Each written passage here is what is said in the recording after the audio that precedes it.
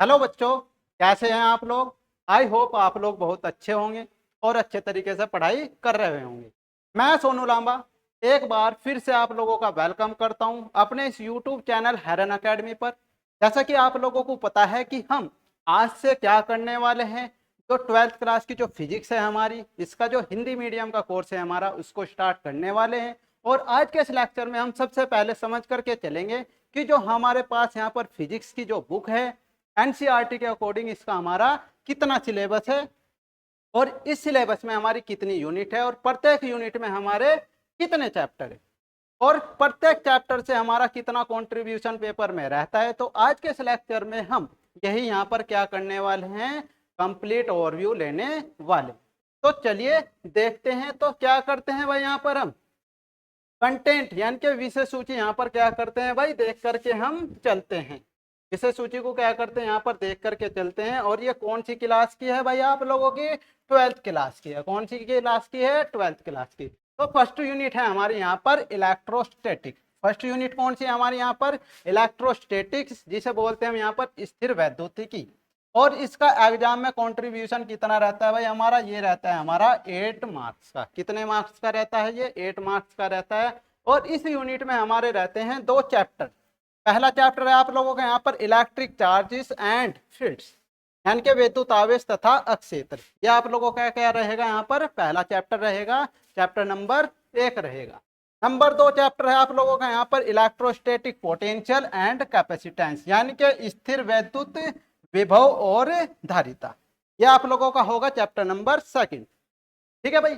इन 2 chapter से आप लोगों का पेपर में कंट्रीब्यूशन कितना रहेगा, 8 मार्क्स का आप लोगों का कंट्रीब्यूशन रहेगा।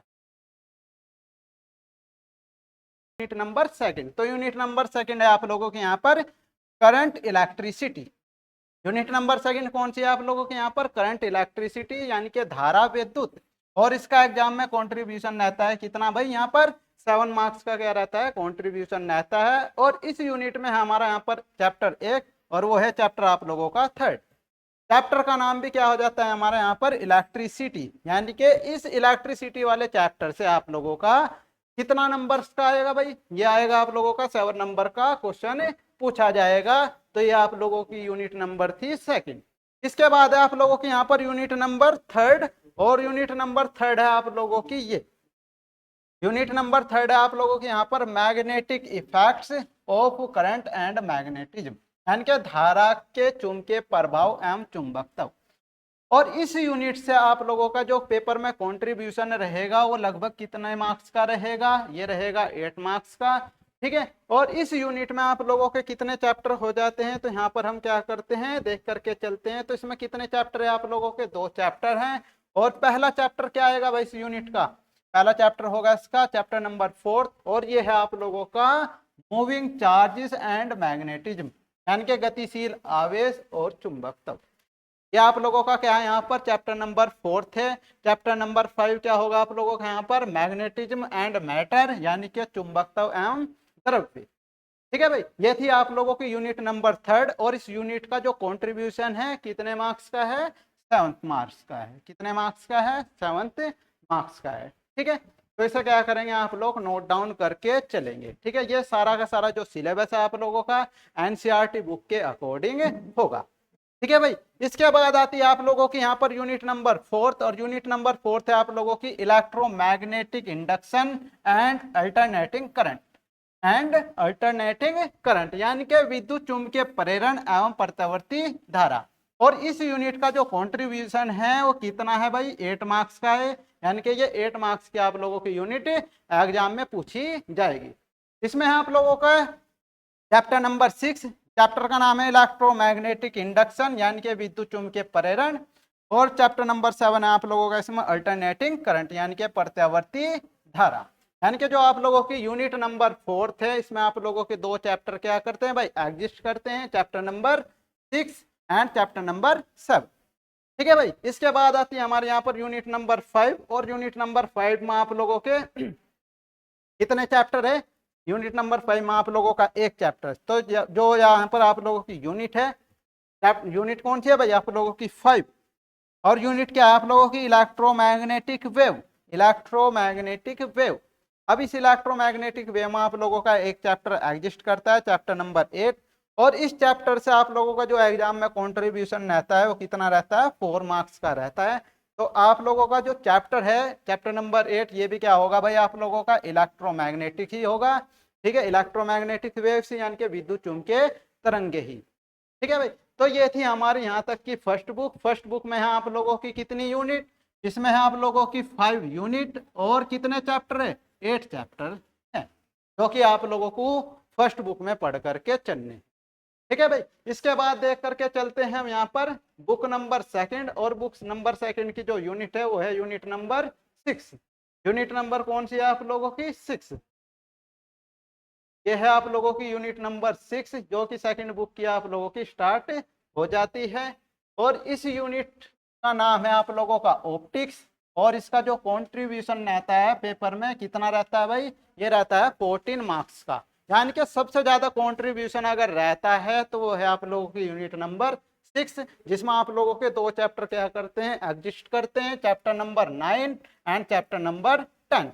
यानी कि जो आप लोगों का चैप्टर नंबर 9 है ये है आप लोगों का ray optics and optical instrument, यानी कि किरण प्रकाशिकी एवं प्रकाशीय यंत्र। प्रकाशीय यंत्र, ये क्या है भाई, प्रकाशीय यंत्र। ठीक है भाई, इसके बाद है चैप्टर नंबर 10। चैप्टर नंबर 10 है आप लोगों का वेव ऑप्टिक्स यानी कि तरंग प्रकाशिकी। ठीक है, तो यानी कि हम कह सकते हैं यहाँ पर कि जो यूनिट नंबर 6 है आप लोगों की, इस यूनिट का जो पेपर में कंट्रीब्यूशन रहेगा मैक्सिमम रहेगा, यानी कि सबसे ज्यादा कंट्रीब्यूशन इसी चैप्टर का या इसी यूनिट का आप लोगों का पेपर में रहने वाला है।